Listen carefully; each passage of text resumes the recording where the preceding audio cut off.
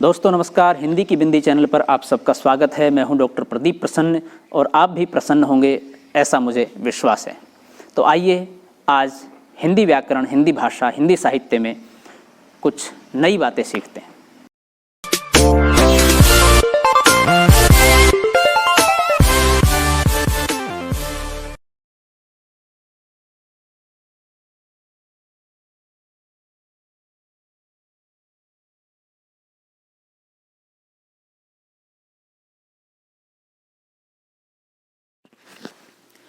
विद्यार्थियों, आज की वीडियो में बना रहे हैं छायावाद को लेकर के। इसमें हम छायावाद क्या है इस चीज़ को स्पष्ट करेंगे। इसमें पार्ट 1 है और उसके बाद नेक्स्ट एक और बनाएंगे पार्ट 2, जिसमें हम छायावाद के विशिष्ट कवियों को लेकर के बात करेंगे।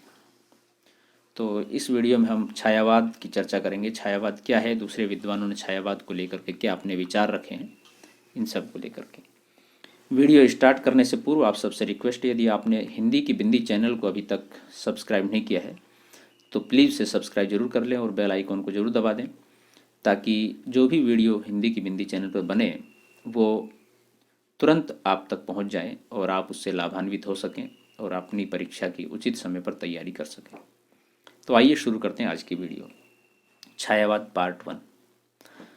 छायावाद सामान्य रूप से भावोच्छ्वास प्रेरित स्वच्छंद कल्पना वैभव की वह स्वच्छंद प्रवृत्ति है जो देश कालगत वैशिष्ट्य के साथ संसार की सभी जातियों के विभिन्न उत्थानशील युगों की आशा आकांक्षा में निरंतर व्यक्त होती रही है। स्वच्छंदता की इस सामान्य भावधारा की विशेष अभिव्यक्ति का नाम हिंदी साहित्य में छायावाद पड़ा। छायावाद नामकरण का श्रेय मुकुटधर पांडेय को जाता है। छायावाद शब्द के अर्थ को लेकर आलोचना जगत में काफ़ी विवाद रहा है। इसका कारण यह है कि जहाँ यथार्थवाद, आदर्शवाद, प्रगतिवाद आदि ऐसे नाम हैं जिनके आधार पर इन वादों के अंतर्गत स्वीकृत रचनाओं के बुनियादी स्वरूप को आसानी से समझा जा सकता है, वहीं छायावाद शब्द किसी ऐसे स्पष्ट अर्थ का बोध नहीं कराता जिसके आधार पर छायावादी काव्य की विशेषताओं को समझा जा सके। छायावाद के व्यापक अर्थ में उन्होंने रहस्यवाद को भी समाविष्ट किया है। इधर प्रसाद जी ने छायावाद में स्वानुभूति की विवृत्ति पर बल दिया, लेकिन आज छायावाद और रहस्यवाद दो स्वतंत्रवाद माने जाते हैं। छायावाद में शैलीगत विशेषताओं के साथ साथ प्रेम, सौंदर्य आदि भावनाओं को भी स्वीकार किया जाता है, जबकि अव्यक्त निराकार प्रिय के प्रति प्रणय निवेदन को रहस्यवाद की मूल विशेषता माना जाता है। यद्यपि प्रसाद ने रहस्यवाद को अध्यात्मवाद और विशेषतः शैव दर्शन के साथ संबद्ध करने का प्रयास किया, किंतु उनकी वह व्याख्या सर्वमान्य न हो सकी। जहाँ तक भाषा शैली का प्रश्न है, छायावाद और रहस्यवाद में समानता पाई जाती है। वस्तुतः छायावादी काव्य स्वच्छंदतावादी कम और पुनरुत्थानवादी अधिक था। छायावाद की प्रणयानुभूति पर रीतिकालीन श्रृंगार चित्रण का प्रभाव काफ़ी है।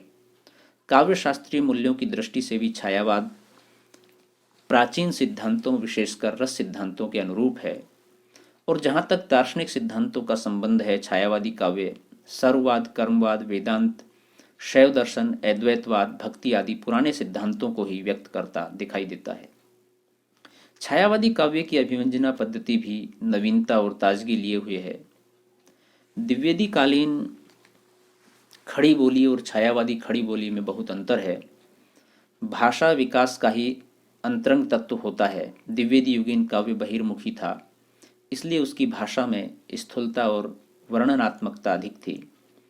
इसके विपरीत छायावादी काव्य में जीवन की सूक्ष्म निभृत स्थितियों को आकार प्राप्त हुआ, इसलिए उसकी शैली में उपचार वक्रता मिलती है जो मानवीकरण आदि अनेक विशेषताओं के रूप में दिखाई देती है।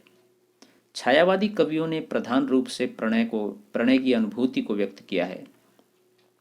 उनकी कविताओं में प्रणय से संबद्ध विविध मानसिक अवस्थाओं का आशा, आकुलता, आवेग, तल्लीनता, निराशा, पीड़ा, अतृप्ति, स्मृति, विषाद आदि का अभिनव एवं मार्मिक चित्रण मिलता है।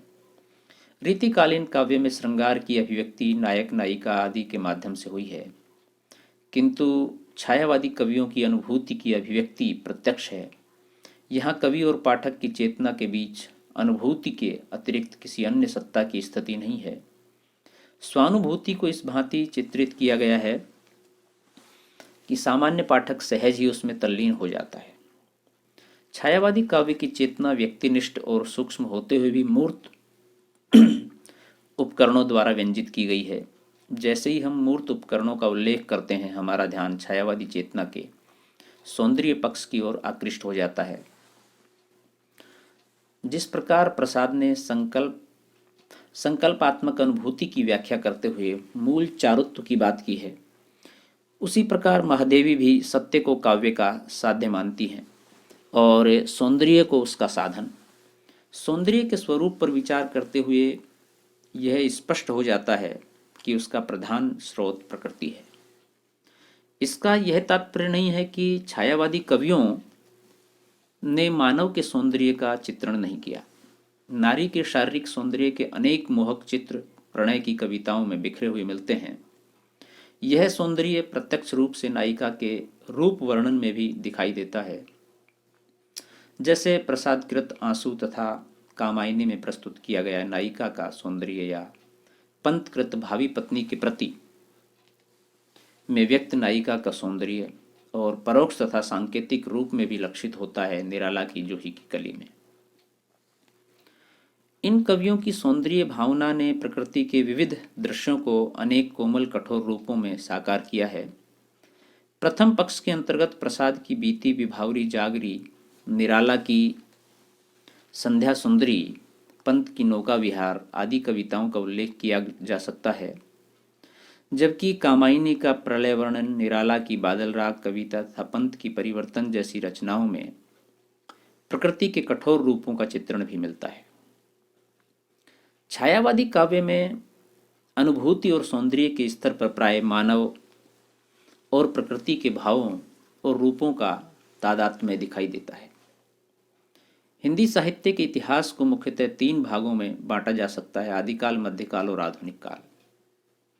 आदिकाल की समय सीमा संवत 1050 से संवत 1375 तक मानी जाती है। मध्यकाल के पूर्ववर्ती भाग को भक्ति काल तथा उत्तरवर्ती काल को रीतिकाल के नाम से जाना जाता है। भक्ति काल की समय सीमा संवत 1375 से संवत 1700 तक, रीतिकाल की समय सीमा संवत 1700 से संवत 1900 तक मानी जाती है, और संवत 1980 आगे के काल को आधुनिक काल के नाम से जाना जाता है। अगर ईस्वी में बात करें तो आधुनिक काल को हिंदी कविता के संदर्भ में आगे निम्नलिखित भागों में बांटा जा सकता है: भारतेंदु युग 1850 ईस्वी से 1900 ईस्वी, द्विवेदी युग 1900 से 1920 ईस्वी, छायावाद 1920 से 1936, प्रगतिवाद 1936 से 1943, प्रयोगवाद या नई कविता 1943 से 1960 ईस्वी, साठोत्तरी कविता 1960 ईस्वी से आगे।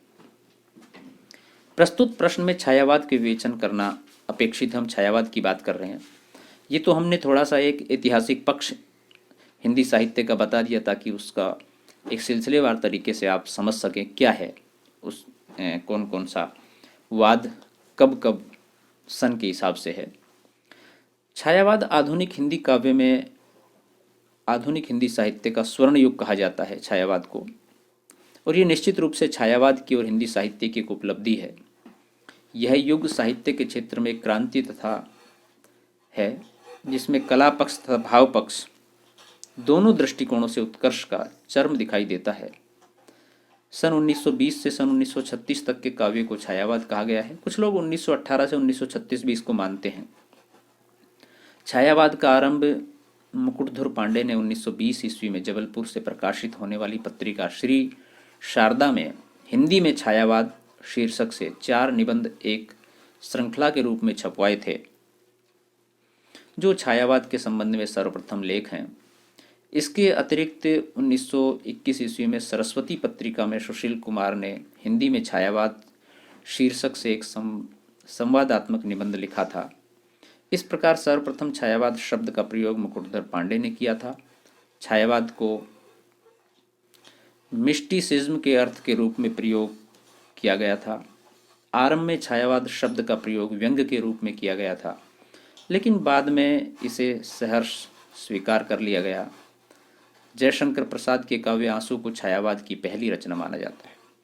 छायावाद का अर्थ व परिभाषा। छायावाद के अर्थ को लेकर विद्वानों में मतभेद है। आचार्य रामचंद्र शुक्ल छायावाद का संबंध रहस्यवाद और विशेष काव्य शैली से जोड़ते हैं।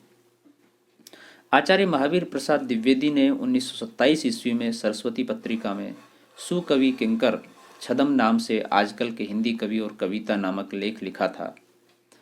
इसमें उन्होंने छायावाद के संबंध में लिखा था, छायावाद से लोगों का क्या मतलब है कुछ समझ में नहीं आता। शायद उनका मतलब है कि किसी कविता के भावों की छाया यदि कहीं अन्यत्र जाकर पड़े तो उसे छायावादी कविता कहना चाहिए।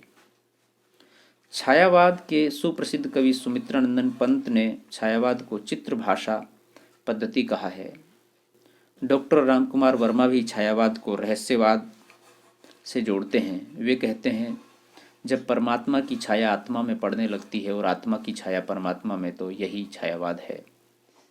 नंद दुलारे वाजपेयी ने हिंदी साहित्य 20वीं सदी पुस्तक में इसे आध्यात्मिक छाया का भान कहा है। उनके अनुसार छायावाद सांसारिक वस्तुओं में दिव्य सौंदर्य का प्रत्यय है। डॉक्टर नगेंद्र के अनुसार स्थूल के प्रति सूक्ष्म का विद्रोह ही छायावाद है। मुख्यतः अनेक विद्वानों ने छायावाद के संदर्भ में अनेक परिभाषाएं दी हैं, लेकिन छायावाद के संदर्भ में मुख्य बातें जो विशेषताएं उद्घाटित होती हैं वो निम्न है कि छायावाद पद्धति विशेष है, ये आध्यात्मिकता से युक्त है, यह एक दार्शनिक अनुभूति है, ये प्रेम और सौंदर्य की अभिव्यक्ति है, ये रूढ़िवाद का विद्रोह है, ये एक प्रतीकात्मक अभिव्यक्ति है, यहाँ स्थूल के प्रति सूक्ष्म का विद्रोह है। तो विद्यार्थियों, ये थी आज की वीडियो छायावाद को लेकर के पार्ट 1। हम इसके बाद पार्ट 2 बनाएंगे, उसमें छायावाद के सभी कवियों को लेकर के, उनकी रचनाओं को लेकर के चर्चा करेंगे। आशा करते हैं वीडियो आपको अच्छी लगी होगी। वीडियो आपने पूरी देखी, इसके लिए आपका बहुत बहुत धन्यवाद। यदि वीडियो आपको अच्छी लगी हो तो इसे लाइक कीजिए, शेयर कीजिए, कमेंट्स कीजिए और कमेंट्स के माध्यम से हमें ज़रूर बताएं कैसी लगी। यदि आपके मन में कोई सवाल है, कोई जिज्ञासा है तो कमेंट्स के माध्यम से पूछिए, हम उसका समाधान करने की कोशिश करेंगे।